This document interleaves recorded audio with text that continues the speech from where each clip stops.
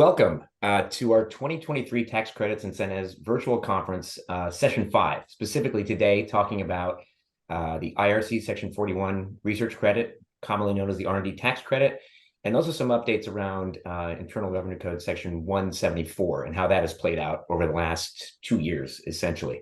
So why don't we move on to the next slide right now, and I'll quickly introduce the team today who are on the call.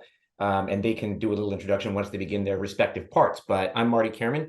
I'm a partner in our Tax Credits and Incentives Advisory Group at Cherry Bekaert. I'm joined today by a partner in my group, Dan Mennel, who is based in San Jose. I'm personally based in DC and New York City. I have Vivian Kors, who is a director in our group, based out of New Jersey, and then Courtney Pearson, who's based a director in our group, who's based out of Austin, Texas today. So we all look forward to talking today on a number of things that I think are pretty interesting for us to cover. So the agenda today, as you can see, I'm going to cover sort of very briefly the workings of the research credit. Not going to get too deep into the basics of research credit because there's so much, there's nuance to talk about today, I think. We're going to talk a bit about, again, how the credit works, some changes that are being made in the documentation of credits that are proposed right now. For credits beginning in 2024. We're going to talk about our process and how our process works and is adaptable to some of the proposed changes that have been posited by the IRS. We will talk in depth today around Internal Revenue Code Section 174 and the requirement that began in 2022 for taxpayers to capitalize expenses specific to research and experimentation. We'll talk a bit about some of methodology there and how we identify and allocate certain costs. We'll talk about some new guidance that's come out as well. And we're going to talk about state and foreign tax considerations as well. So why don't we move on to the next slide? Okay, so we're going to begin with our first polling question so everyone can get their CPE credit. Easy question. How did you hear about this webinar? A, from a Cherry Bekaert tax advisor. B, in an email from Cherry Bekaert. C, from a friend or colleague. D, from a Cherry Bekaert alum. Or E, from a social media post. We'll give 45 seconds or so for people to answer here. Let me talk a little bit while we're waiting for people to respond here. The research credit is very lucrative and very beneficial to companies. And that's why there's so much interest in it. And it seems like there has become more and more interest in claiming it over time due to, we'll call it knowledge of the credit. And I would say a proliferation of providers out there who pitch R&D tax credit services.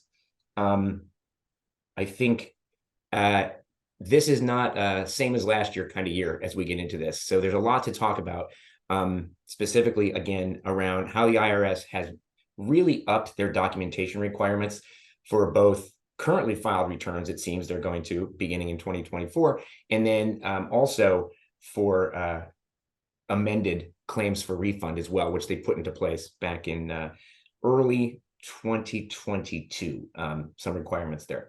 So why don't we move on and we'll talk a bit about the R&D tax credit and some of the proposed changes. Great. So just to level set, the research credit is a federal tax incentive. Specifically, it allows companies who perform and spend money on what we'll call qualified activities, which we'll define for you in a moment. If they perform those activities in the US and expend certain expenses on it, specifically wages paid to individuals, certain testing supplies, and also any amounts paid to third-party contractors, the amounts that they spend on research can go into a tax credit. That's a dollar-for-dollar reduction of tax liability. It carries back 1 year if you don't have a tax liability in the current year and carries forward 20 years.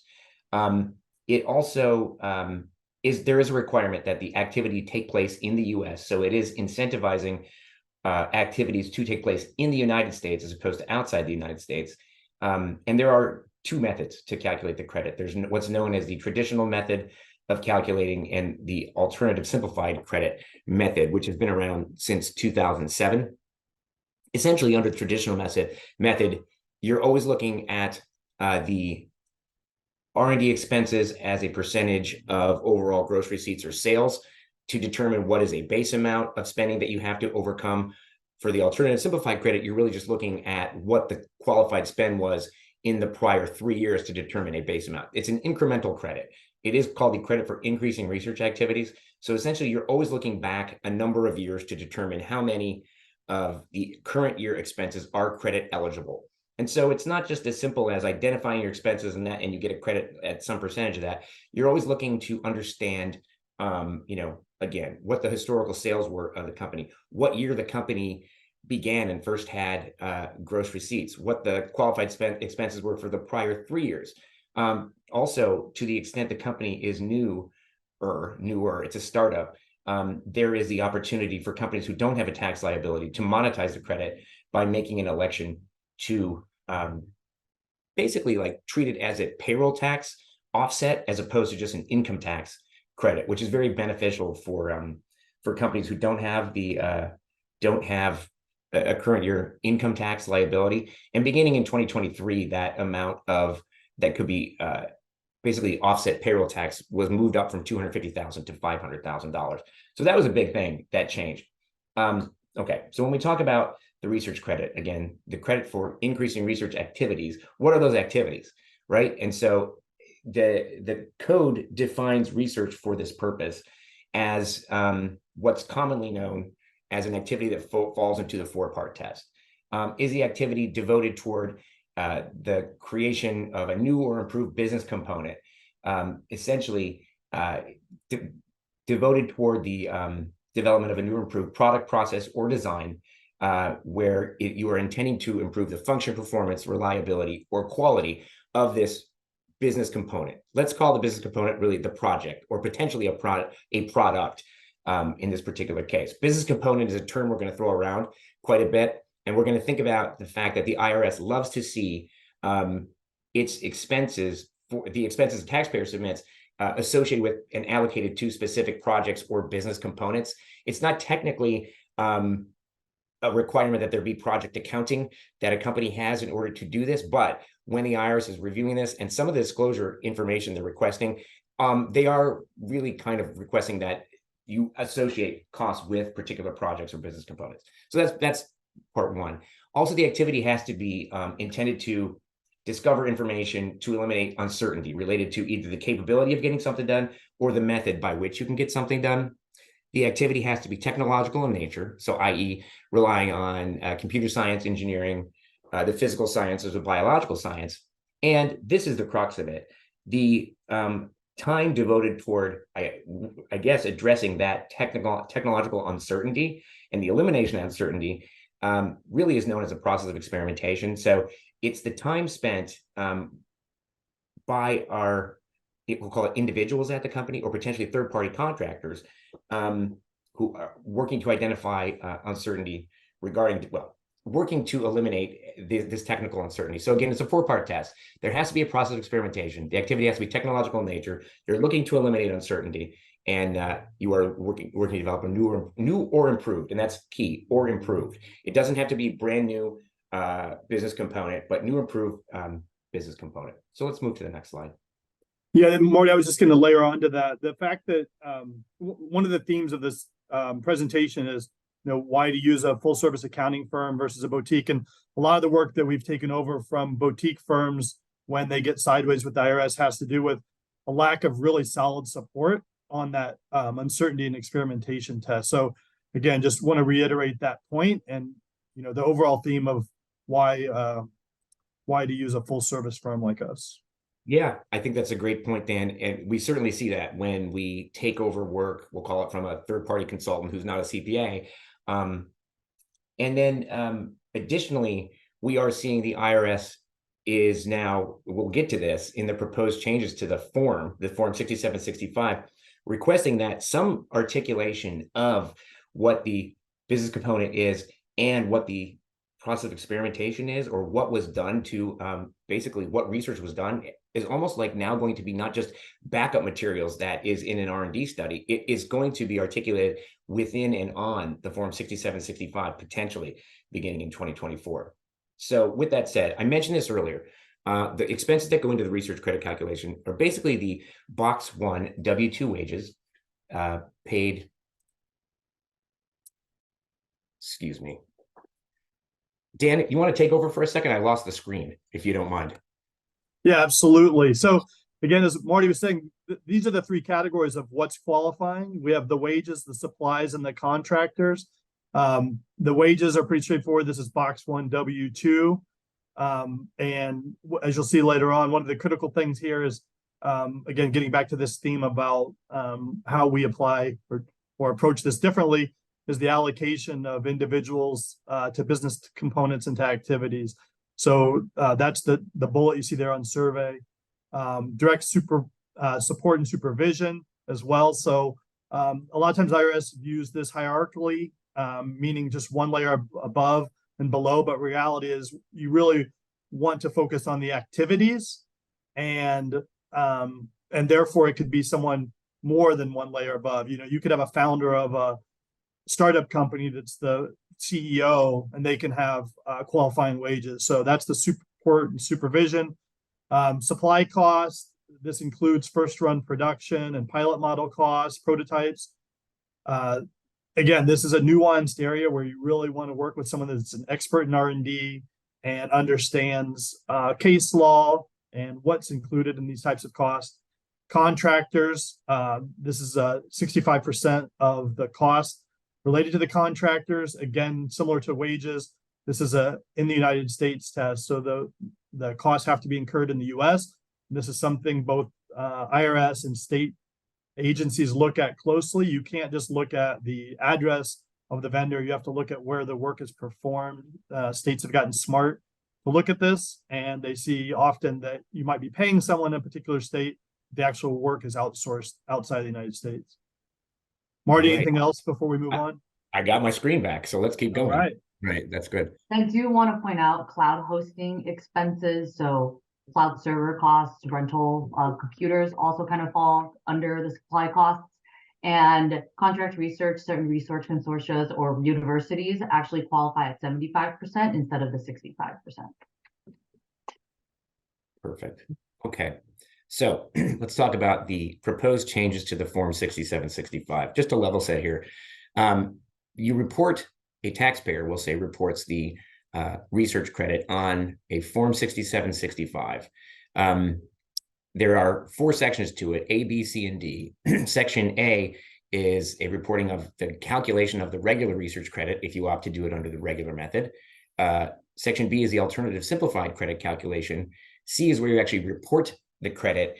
And Section D is specific to startup companies who wish to make the election that we talked about earlier. So on September 15th of 2023, the IRS came out with proposed changes to the Form 6765. And it's not the first time they've articulated that they wanted to do this. Earlier in the year, back in January, they mentioned this in some notices that this was on the horizon. We wrote an article about that early in the year. And so it came out. And so the proposed updates to the 6765 are not so dissimilar to what is now being requested for amended claims for refund. Historically, a company could just file a amended Form 6765 with an amended tax return without any other documentation other than the calculation.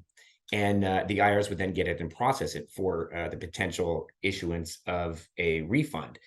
Beginning in early 2022, a disclosure statement had to be submitted with any claim for refund, which essentially required the taxpayer to identify the business components, who worked on the research, basically who performed the research, what were the specific costs associated with each business component. And it was really a way for the IRS to essentially see that taxpayers had done at least some homework before they would even put it in for processing. And so now we see under this proposed Form 6765, there are now changes that will go through that are quite interesting and will require every provider out there, I think, to make some changes to the way that they perform their research credit studies, exactly what documentation is captured, and I guess at what time when it's doing its research credit study. Oftentimes, companies were rushing to get something filed by the filing deadline, and we will then finish the documentation a month or two after that. We will have to have a good amount of the documentation finished before we file, so that we can properly fill out the form 6765. Again, in a year where, we'll call it last year, you had to start doing disclosures for amended returns for refund. You have the capitalization requirements of 174 that we're going to talk about in a bit. And now we have on the horizon this requirement and changes to the form 6765 with more documentation being filed at the time, basically at the time you file a return. There's just so much going on with respect to the research credit. To Dan's point, is why it makes sense to work with a full service provider who not only performs the research credit study, but knows the mechanics of how to do the filing, and also at the same time knows the nuances and the guidance specific to 174, how we identify costs, allocate, capitalize, and can model that out for a taxpayer.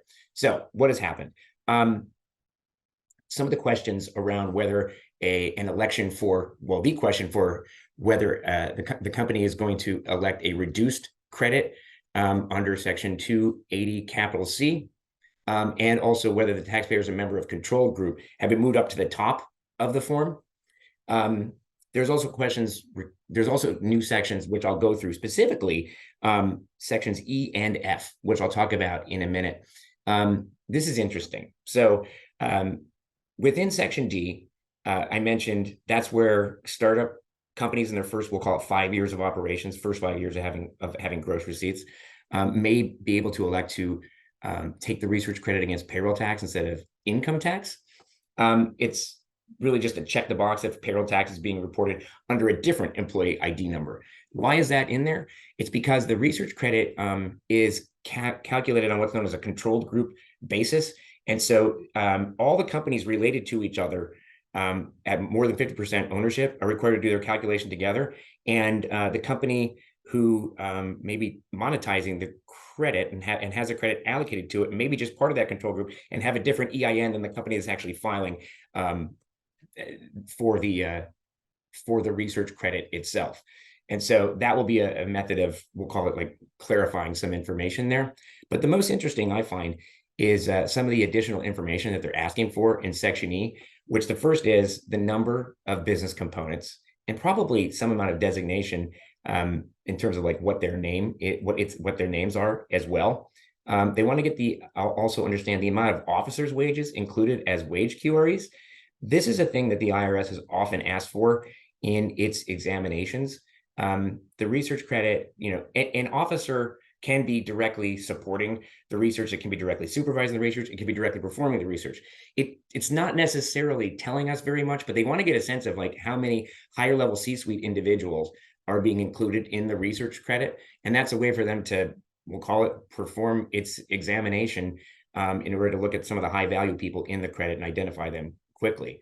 They're asking about acquisition and or disposition information as well. It is important that companies properly document acquisitions and dispositions over the course of a year so they can properly track their base amount attributes year over year over year. So that's being asked in Section E. And this is what's interesting. New categories of qualified research expenses claimed in 1 year compared to a prior year.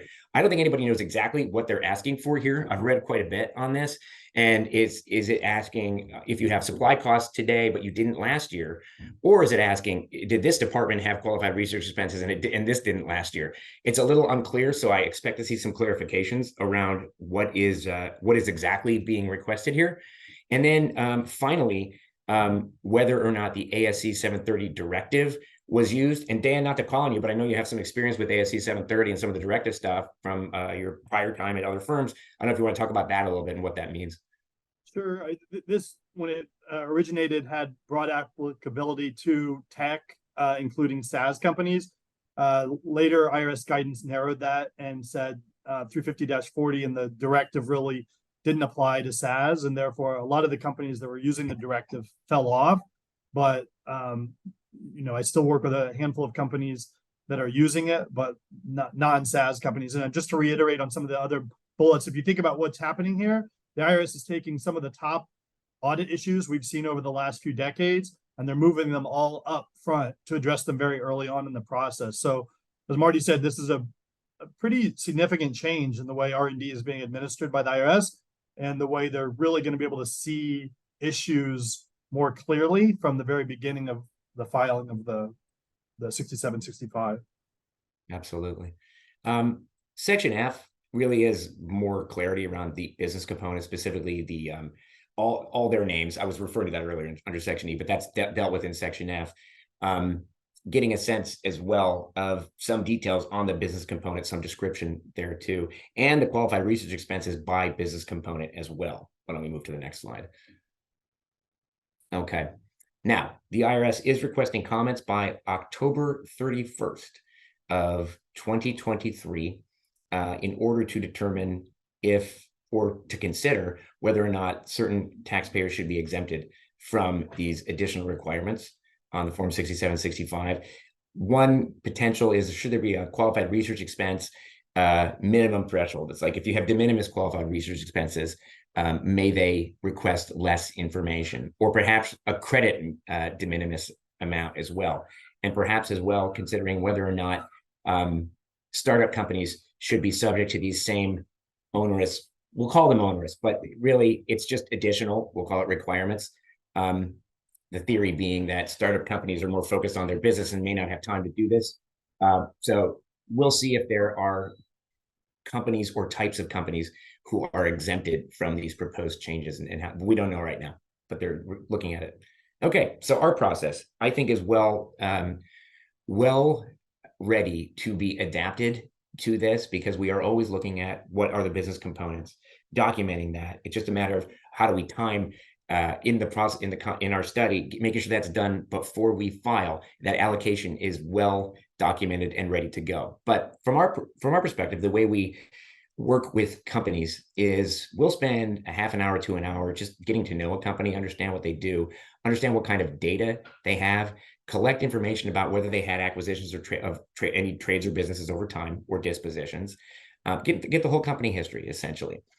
We then request the information in order to accurately scope the credit, specifically the wage information by person with job title, the general ledger information as well, so we can look and see how much spending was done and how it's tracked at the company. It's most important because our process will change based on the quality or the nature of the data that's available. After that, we'll conduct some interviews with some people at the company who are understanding of what takes place from an R&D perspective, and come back with the actual data with an estimate of what the federal and state research credits may be. And generally, we'll provide it sometimes in a range of benefit that may be available, or alternatively, we get some pretty good data sometimes, so we can come pretty close to what we think the credit will be. We do a lot of our homework up front, I think, is the point. And that both works for our clients because they can see exactly what we're going to be, how we're going to work with them, how we work with their data. And it really lets us time out how we get to a point where we can get this information documented and calculated correctly for purposes of filing on the 6765. That phase one scoping time is anywhere from like 1 to 2 weeks, maybe longer, depending on the availability of the company. But why don't we move on? I want to reiterate that we do this complimentary so that we can understand and get to know you better. Absolutely. And that is, I think, a real benefit. Again, we're making an investment in the companies with whom we may work, so we can tell them whether there really is a credit for them. And we're not really selling a service. We're providing a service so they can understand whether they have to capitalize and what a credit may be to offset some of the income tax associated with that capitalization. All right, let's move on.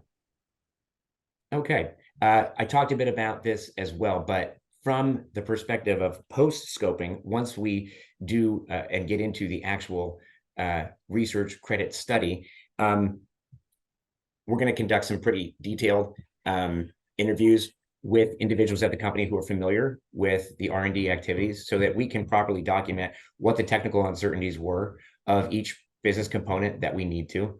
And we also have an internal quality control process as well, so that someone who didn't work on the study, who isn't necessarily familiar with the people and the nuances of the company, have to look at it cold and take an analysis and see if it meets a bare minimum threshold of so that they can understand exactly what the story we're telling to the IRS, and see if these expenses make sense in terms of whether the amount of R&D based on industry makes sense. They really see all the studies that we do. And so it's great to get insight from an industry perspective as we look at this, and also from a data perspective as well. When you're looking at all the different studies done by the various individuals within our practice, they get a good sense of like what makes sense and how the IRS will look at this. And really, it's just helping us prepare. Ultimately, we always pretend the IRS will look at our research credit calculations, and so we're documenting appropriately. Okay. Finally, and this is something that I think is changing, we'll change it a little bit, but our deliverables have always been designed to address IRS questions, and they will continue to be, but the IRS questions are now being asked more upfront, or it seems like they will be on the Form 6765 in a year, identifying all the departments that contributed to R&D, all the individuals have decision-making authority. Sometimes the IRS wants to know which firm did your study. They're not asking this on the 6765. I wouldn't be surprised if they change it and maybe ask that question. We'll see what happens there. We keep a list of the people to whom we spoke. We keep a good documentation of the changing of, we'll call it the controlled group, basically as it made acquisitions, dispositions, tracking its ownership. And we also keep, for both our final report and now soon to be on the 6765s, the business components, a list of them, and the qualified research expenses associated with each. Why don't I move to the next? We have obviously the credit calculation in detail. We maintain what's known as contemporaneous documentation. This is the best stuff that a company may keep that shows what the iterative process of research was in a particular year. It wasn't designed to be part of a research credit study. It's just maintained anyway at the company to the extent that exists. We capitalize upon that, collect what's available, and keep it as part of our records. We also have a general methodology memo as well that talks about what data we collected, to whom it was we spoke, which credit method we picked, how we identified business components. And then on top of that, when we talk about 174 capitalization, what our methodology was for IRC section 174 as well. And also to the extent we have to survey and understand who worked on research, what the project was, what the specific activities were, keep the identifiers of who filled out the survey so that the IRS may know who that is. And this is important too. Great, our survey process. So what we have ready for our clients going forward is not just an Excel-based survey. It really is an R&D technology suite that we have that allows companies to online access a link and identify, well, it will have pre-identified the amount of potential expenses associated with potential projects. And then our subject matter experts at the company can online allocate time and a percentage of time to specific business components spent by each individual person at the company. And we can also take into account the time tracking that a company may have as well. So ultimately, what we get to at the end is something that looks like there always was contemporaneous time tracking. And again, we will utilize time tracking available, but the most important thing is we're trying to eliminate the back and forth of Excel between our companies and our clients and ourselves, and have a more seamless online process where they can actually fill the survey there, and then have the qualified research expenses automatically calculate as a result of those survey inputs. And so that's where we're focused right now from a technology perspective. Go ahead, Dan, sorry. Yeah, no, I was just gonna say where we've seen issues when we take over work for other firms, boutique firms in particular, is when the IRS asks questions, and this is a common question where they want to know the allocation of wage compensation, qualifying wage compensation, QRE, to business component and activity. And a lot of firms, even their technology platforms, don't do that. So we're constantly evolving our solutions, our platform, the way we bundle up the project to take into consideration recent case law and common IRS issues. So know that that's front and center to how we approach our deliverables. I mean, I'm just really excited for this year as we go forward, because we have our technology solution. We have new reporting requirements. I just think we made a lot of investments in both people and technology and process in order to do this work correctly. And it seems like all the investments we made are exactly what we had to make, because the IRS is upping the game when it comes to what we have to report. So I'm happy to report that we are ready for this, and we're excited to work with our clients going forward. Okay, polling question 2. We're only at 2. Did your company claim the R&D credit in 2022? Yes, no, or not sure. If it's yes, or no, or not sure, I'm sure we'd love to talk to you about whether you should, or whether you have mandatory capitalization that may be something you want to have to consider where you would need a credit to offset some of that additional taxation. We will give you a few more minutes to answer this, and then we will move on to our next section, where we're going to focus a lot more on Internal Revenue Code section 174, which is when we talk about the research credit, that's section 41, and we're focused on wages, supply costs, and as contract research as well, that may go into a research credit calculation. The potential expenses that are required to be capitalized under Internal Revenue Code section 174 is larger than that. And we'll talk about this now going forward. And I'll hand it over to my colleagues. Thank you. Previous to the changes, under 174, you are able to deduct or to capitalize the costs. Under the new rules, you must capitalize the expenses.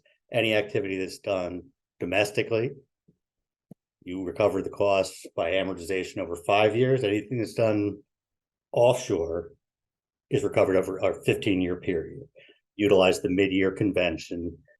Then you get into the definitional areas. So essentially, research and experimentational expenditures are ones that are paid or incurred by the tax year. And we'll get into what exactly some of these definitional things are in the slides to come as we dig into this. But it is the in connection with the taxpayer's trade or business standard there. The standard for the research credit is in conducting. This is a little bit broader. So to the extent that they may not be in a particular trade or business, but it's in connection prior to getting into that trade or business, those are required to be capitalized as well. It also covers software development. Software development in the past, the definitionally at least, was covered by Rev Proc 2050, which essentially mirrored the language in 6921, which is essentially 55 years old now or so. So this guidance that has come out recently and the proposed regs that will come out is intended essentially to give a more updated and more in-depth definition of what software development is. And essentially what you're looking at is there are certain expenses that are R&D expenses that are required to be capitalized. And then all software development costs are required to be capitalized. And the recent notice that came out that we'll cover gets into a little bit more detail on what is software development, and probably more importantly, what is not software development. And hey, Corey, if I just want to set the table a little bit here. I just want to talk about like what a big deal this was for so many of our clients in 2022. As you alluded to, this was passed under the Tax Cuts and Jobs Act back in 2017, and it was always to kick in 22. But everybody, I would say myself included, but most practitioners believe that this would be either retroactively taken out of the law or kicked into a future time period, and that did not happen. And so beginning in 2022, and it is the end of 23 right now, so we are into the second year of this new regime where companies that are performing R&D can no longer currently deduct the expenses associated with that. And they have to capitalize these things for at least 5 years. It just took a lot of taxpayers by surprise. Suddenly they had a good amount of taxable income that they weren't planning on. And I think our services have become more valuable than ever due to the fact that the real net positive they have coming out of this is that there is a research credit that can help them, in addition to this mandatory capitalization, there's a research credit that may go along with that to help reduce the tax liability associated with that. And the most important thing that I've had to disabuse companies of, if I don't claim a research credit, then I guess I'm not identifying any section like 174 expenses, so therefore I don't have to capitalize. Absolutely not true. Every company that is performing some amount of R&E and also any software development is now deemed, basically those expenses have to be capitalized. And so our services are more in demand, I think, than ever. And I'm really happy to report that the amount of time we spent with very limited guidance from the service, focusing on how we identify costs that need to be capitalized and how we allocate certain costs, and all of that turned out to be pretty close to what came out in the guidance, which you're going to cover now.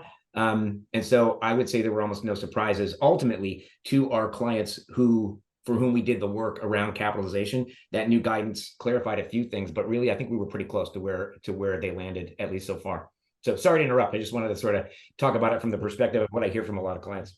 It's great to put some context on everything. And one thing from a contextual standpoint is the research credit is a permanent difference. It's a cash benefit that the company is getting. This 174 requirement to capitalize and recover through amortization is a timing difference. It can create a huge cash flow issue for a company, particularly smaller companies that are early stage and doing a lot of their R&D upfront. But it is a temporary difference. You will recover all of the costs that you're getting. It's just over a matter of time. So let's talk about some of those definitional things that I just promised that we'd go over. One thing also from a contextual standpoint is that 174 is a predicate to getting the research credit. So it must meet the definitional elements of 174 in order to qualify for the credit.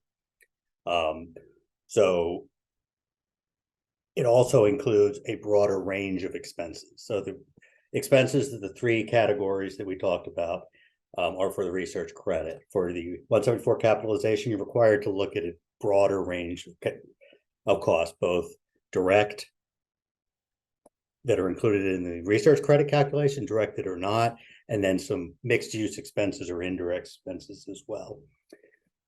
So essentially, what is R&D expenses for these purposes? It essentially is that uncertainty requirement that was spoken to earlier in the presentation. It's basically any technical uncertainty that the information isn't available to the taxpayer at the onset of the project. So we'll go over what the aim of that activity can be for what the definition of product is. But essentially it is if that technical uncertainty exists, essentially the activities to overcome that uncertainty need to be capitalized. Part of the language that is in the guidance that came out, we'll go over this in a moment, is that the costs that are incident to the development of an improvement of a product need to be capitalized. And it's not necessarily based on the nature of the product. It can be a product that's been out there for 30 years, but improvements are being made to it. So you don't just necessarily look towards technical industries or tech industries. It could be any industry, including manufacturing, that's been going on for a long time. And it's not necessarily the level of technological advancement.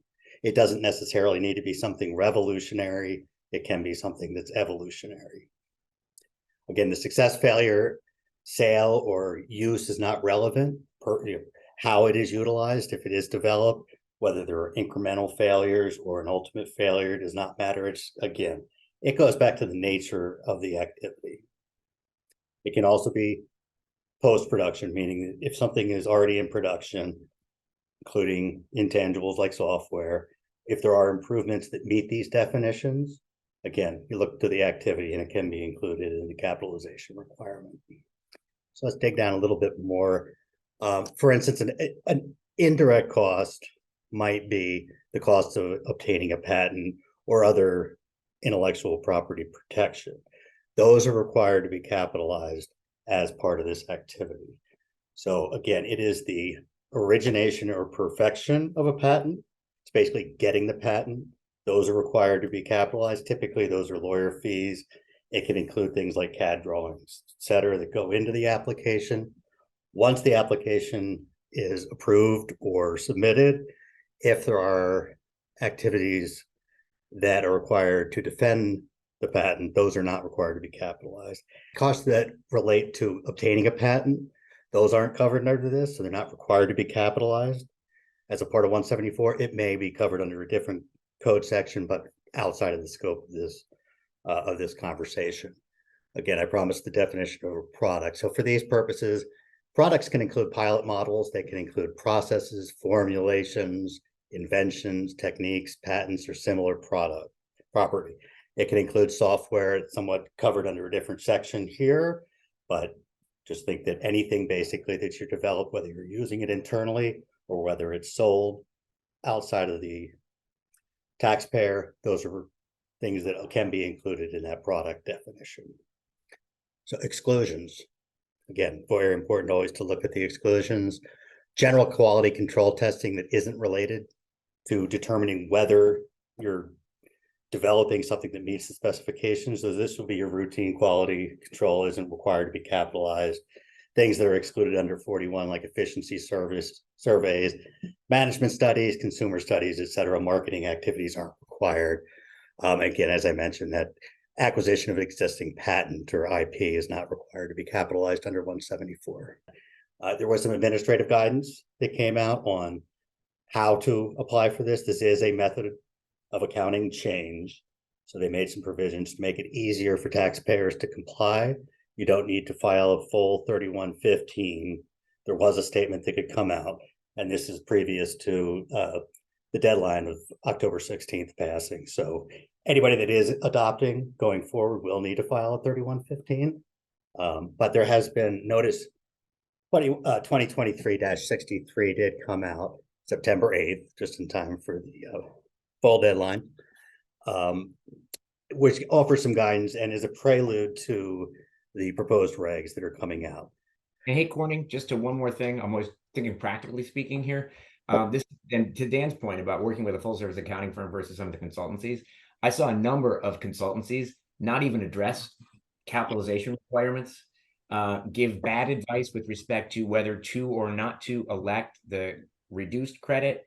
And so again, it's sort of the holistic view that we take of capitalization and the credit really go hand in hand. And there's some really, I don't know, great synergy there we get as we're looking at both together to both, I would say, be advocates for our clients in terms of not overcapitalizing, and so minimizing capitalization to the extent we can, but maximizing the amount of that credit that goes with it too. And again, it's just a real difference that I've seen, like from some of the, we'll call it consultancies out there versus like ourselves and some of the other accounting firms.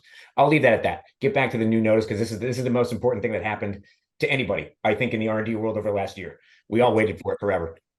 So now that we've gotten through a filing season, everybody sort of knows a little bit about the mechanics of taxpayers know the way that their books and records are kept. They probably have had somebody come in and look at them to opine on 174. This really gives you good meat and potatoes, if you will, towards it. I want to focus on four areas of the notice. A lot of them are administrative in the beginning and then don't have a lot of applicability to a broad range of taxpayers at the end. So we're going to focus on what the scope of the section is, what software development is, because this is very revolutionary because it does define software development and it does talk about the treatment of software development under this under this section.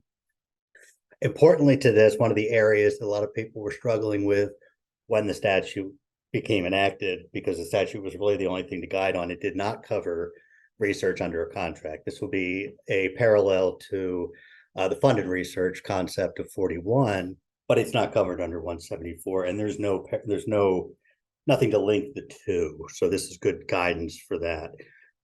One thing the statute does address also is that if there is a disposition, retirement, or abandonment of the IP, the amortization period is required to continue. So one key definition is that they created this concept of a specified research or experimentation expenditures, as well as the accompanying specified research and experimental activity. So just, I hate to read off of a slide, but this is important language. Research or experimental expenditures are ones that are paid or incurred by the taxpayer during such taxpayer, and we went over this briefly, in connection with the taxpayer's trade or business. Or, again, we get into this idea that software development activities are treated separately now, that they're paid or incurred to develop new software. We're going to go in, as I mentioned, into what software development is. We've already gone over this, the idea of a product.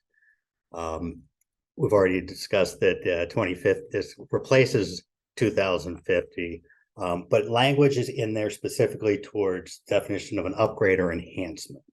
These are modifications to existing computer software or components thereof or platform that result in additional functionality or material increases for speed or efficiency. That's exact language from the notice. It does not include the other areas that are included in 41. So it's additional functionality or basically an increase in their performance. Probably more importantly than any of these, because this is specifically addressed, activities that are not considered software development. Clearly training wouldn't, but the maintenance of the software, if they don't lead to those upgrades or enhancements, are not considered software development. and therefore aren't required to be capitalized. Data conversion, developing tools or manually converting software. So you're putting in a new ERP system and you need to develop an inventory module yourself. The development of the inventory module, if it involves those other elements, may require to be the cost to be capitalized. But if you have to develop something or a means of manually converting the data, that doesn't need to be capitalized. So you can carve that out. The installation of the software doesn't require capitalization, and anything that's production oriented using the software, whether it's a SaaS model or somebody's utilizing the software internally or externally for sale, lease, or license.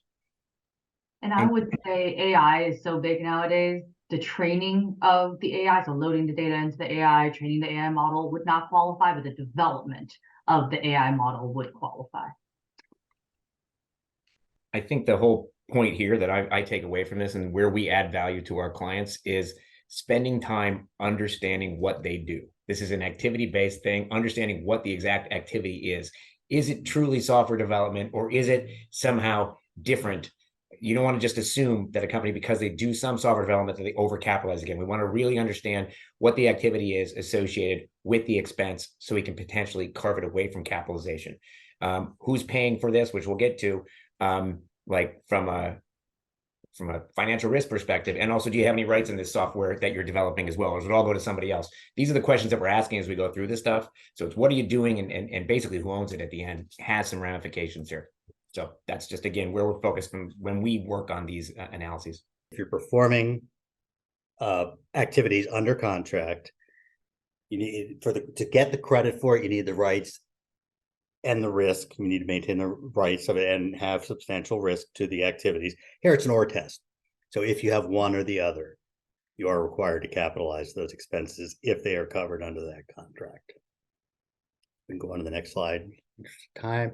Well, as I mentioned, the disposition, retirement, or abandonment of that IP, the capitalized asset. Generally, you must exhaust the entire amortization period, regardless of whether you're using the software, whether you abandon it, disposed of it, etc. What this section of the notice allows guidance on is in the case where you have M&A activities in general. So if it's a tax-free transaction covered under 381, essentially you will maintain the asset and keep it amortizing as if that transaction didn't exist in the hands of the new owner, owners, or partial owners. To the extent you have more of an asset deal or one that's not covered under 301A, then the remaining basis in that IP can be deducted. So essentially, the only case where you can't where you're required to maintain that asset on the books and amortize it is where you have a tax-free transaction. And this obviously with the 381 language that only covers corporations, C corporations. We have another polling question. Is your company reviewing notice 2023-63, which is the one I just covered, for capitalizing SRE expenditures in 2023? Yes, no, or not applicable, or you haven't read it yet? And Courtney, while we give our viewers some time to answer their questions, do you want to talk about kind of the applicability of 2023-63? Absolutely, that's a good point. The notice is applicable to all tax years that begin after September 8, which is the issuance date, but it can be applied to any tax years beginning prior to that period. So it's required for the period after its issuance, but it can be relied on for periods prior to its issuance. If applied consistently. If applied consistently, that is true. It is, as I mentioned, it is a method of accounting change, and it must follow all the rules that are required under 442. However, as I mentioned earlier, and this was important for periods previous to this, you could make a expedited change in method of accounting by including a statement with your timely or extended 2022 filing.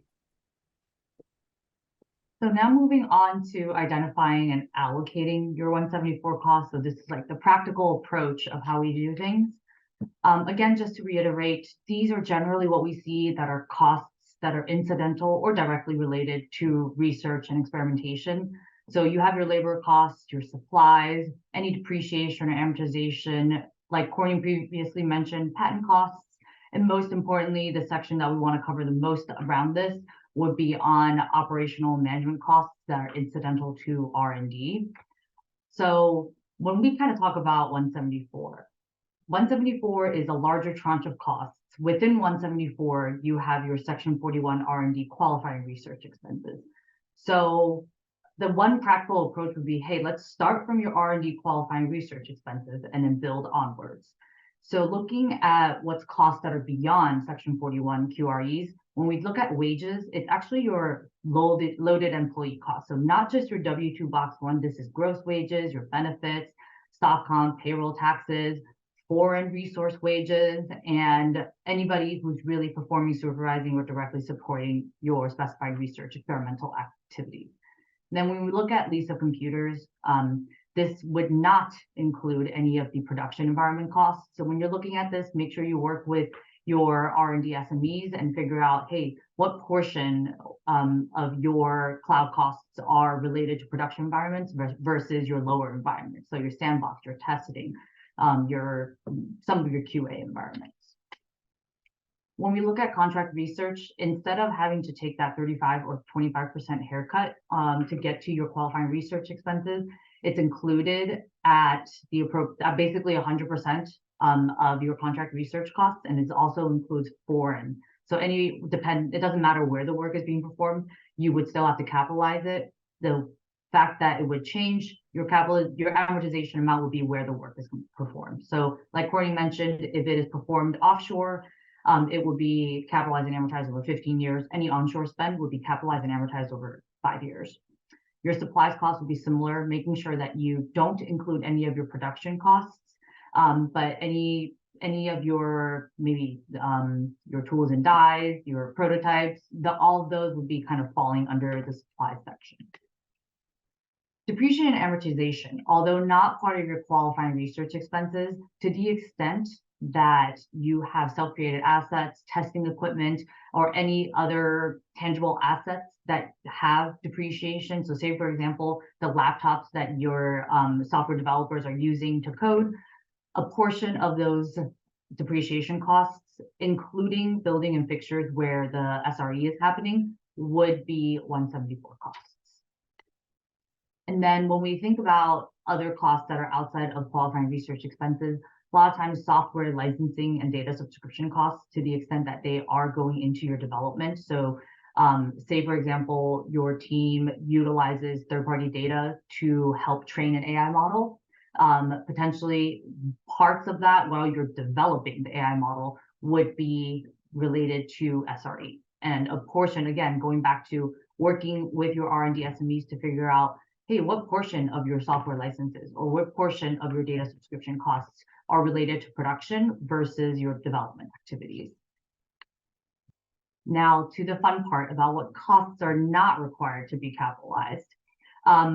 So when we kind of think of G&A activities, there are G&A activities that indirectly support and benefit your research and experimentation activities. So the payroll folks who are cutting the checks for your R&D employees, or accounting people who are helping to review some of the contracts for your R&D, but purely on a G&A basis, that's indirectly supporting your R&D activities. Those are not required to be capitalized. Some of the interests on debt that you had financed, debt that you have taken to finance your R&D activities, that would not be capitalizable. Any of the non-development activities, so non-software development activities that Courtney mentioned, so maintenance, tech support, post-production support, that would not be capitalizable. The notice actually specifically calls out web content input and website hosting costs to not be 174 costs.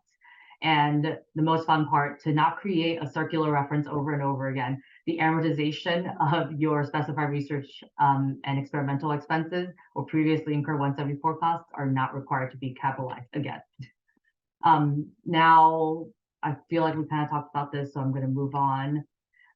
It's important to show your work. That's actually something that the IRS is something that you have in your back pocket in the event of an audit.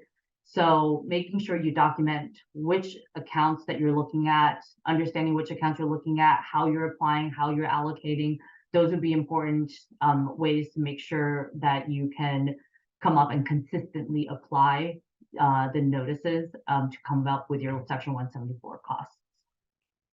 Foreign activities, we have stressed over and over again, to the extent that the activities are performed outside of the US, they are not credit eligible, but they are still Section 174 capitalized costs, and they are amortized over 15 years instead of 5 years.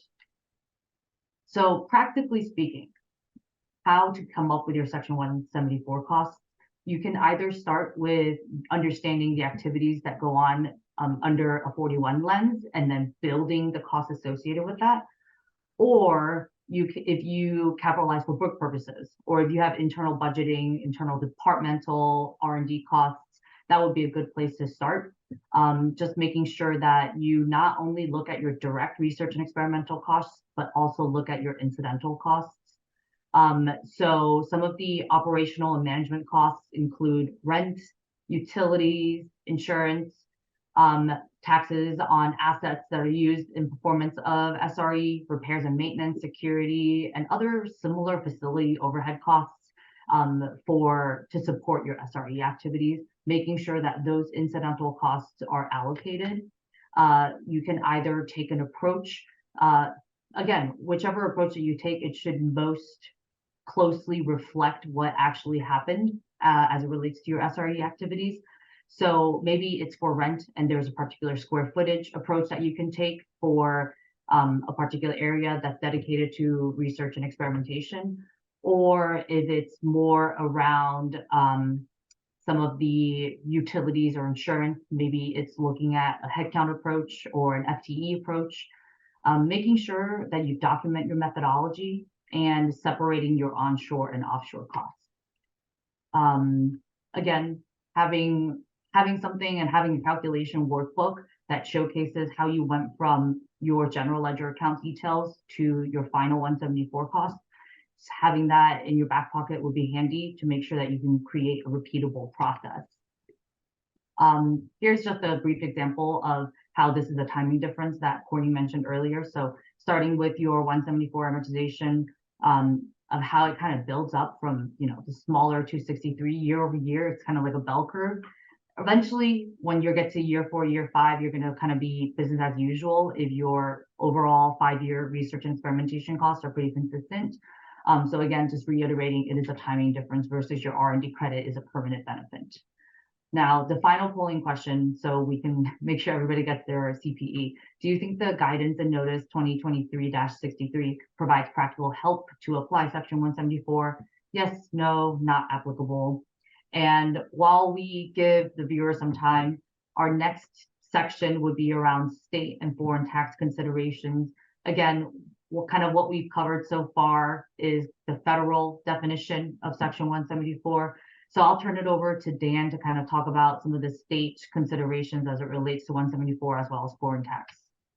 Next, I want to move into our last topic for the day, state and foreign tax considerations. Next slide.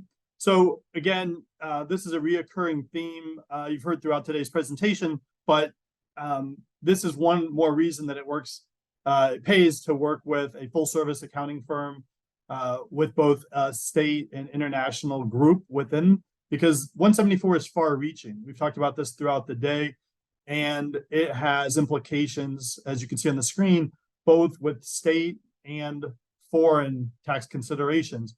I won't get into a lot of detail. We could do a whole 1-hour presentation on probably both of these topics, but from a international or foreign consideration, just know that the tax liability associated with FDII will likely go up due to 174 amortization. So it's critical that you share this information, the 174 calculation, with those responsible for your foreign tax planning, your international tax team.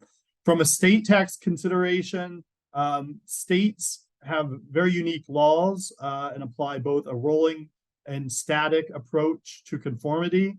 We'll get into that in the next few slides. The same thing with 280C elections that can vary state by state. So as these rules change, it pays to work closely with your state tax team, your SALT team, and be apprised of the unique attributes, unique adoption of rules.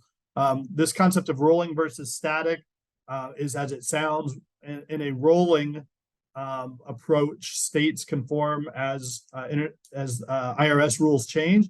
Static is where the IRS or states adopt a particular version as of a point in time, and they can adopt particular attributes. So it's a little bit wonky. And again, it's very nuanced, and it's important to work with people that understand this area. That static and what parts are adopted and when is very state by state, as you'll see in the next slide.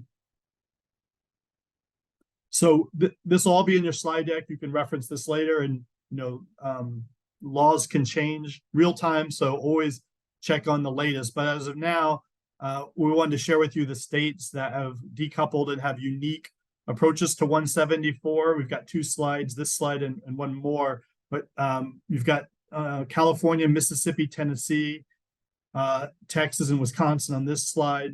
Again, they've all decoupled as of either completely or as of a specific date. And again, if you're going back to one of these earlier dates of 174 that were pre-TCJA conformity, that means immediate expenses versus capitalizing. So again, all these states, and then if you go to the next slide, we've got the additional ones. We've got Georgia, Indiana, and Kentucky. And so how they've decoupled, when they've decoupled, and the specific ways in which they've decoupled are all detailed here. Again, we just ask that you be pragmatic and work with your state tax teams to ensure that you're looking at this, as well as 280C elections. 280C elections by state also vary and can have an impact on the size of the impact of the 174. Next slide. So I want to wrap it up. On behalf of Marty, Vivian, Courtney, and myself, thank you for joining. We appreciate it. We welcome all questions. We will get to those as much as we can. And as noted at the beginning, we will follow up with emails to your questions as well. Thank you and appreciate your time today.